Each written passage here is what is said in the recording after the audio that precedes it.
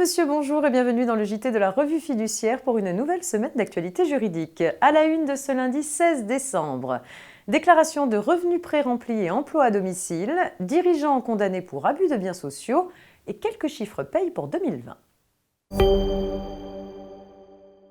Au printemps prochain, les contribuables recevront leur déclaration de revenus pré-remplie. Du fait de l'entrée en vigueur du prélèvement à la source, le PAS, le 1er janvier 2019, celle-ci comportera de nouvelles informations pré-remplies. Ainsi, chaque contribuable se verra indiquer comme d'habitude le montant de ses salaires ou pensions de retraite, mais aussi celui des retenues à la source effectuées durant l'année 2019 par les collecteurs et par l'administration fiscale. Par ailleurs, les contribuables employant un salarié à domicile qui ont recours au dispositif CESU ou Page Emploi pour remplir leurs obligations déclaratives en tant qu'employeur, verront mentionner le montant des frais qu'ils ont engagés en 2019. Ces organismes ont en effet mis en place un système de transmission automatique de ces données à l'administration. Les contribuables devront vérifier ces informations pré-remplies et les corriger si nécessaire. La Cour de cassation revient dans une affaire récente sur les conséquences de la faute pénale commise intentionnellement par un dirigeant. Le gérant d'une société en nom collectif se voit condamné pour complicité d'abus de biens sociaux commis au préjudice d'une compagnie pétrolière.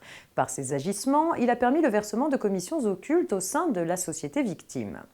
Contraint de dédommager cette dernière, le gérant s'y oppose. Il prétend n'avoir pas agi en son nom, mais en sa seule qualité de dirigeant de la société en nom collectif. Par conséquent, il estime que la réparation ne doit pas peser sur lui, mais sur la société. La Cour de cassation lui donne tort. Complice d'un abus de biens sociaux, ce dirigeant a commis une faute pénale intentionnelle. Une telle faute est détachable des fonctions de direction, même si elle a été commise dans le cadre de ses fonctions. Le gérant doit donc assumer seul la réparation due à la suite de sa condamnation. Et on termine avec quelques chiffres paye pour 2020. Comme chaque année, de nouvelles valeurs utiles aux services paye et RH sont désormais connues. On sait notamment que le plafond mensuel de la sécurité sociale sera de 3 428 € pour les cotisations et les contributions de sécurité sociale dues au titre des périodes d'emploi courant à compter du 1er janvier 2020. Connaître le plafond de la sécurité sociale permet de déterminer le montant minimal de la gratification à accorder à certains stagiaires pour 2020. Ce montant correspond en effet à 15% du plafond horaire de la sécurité sociale pour chaque heure de stage effectué, sauf si un accord collectif en décide autrement.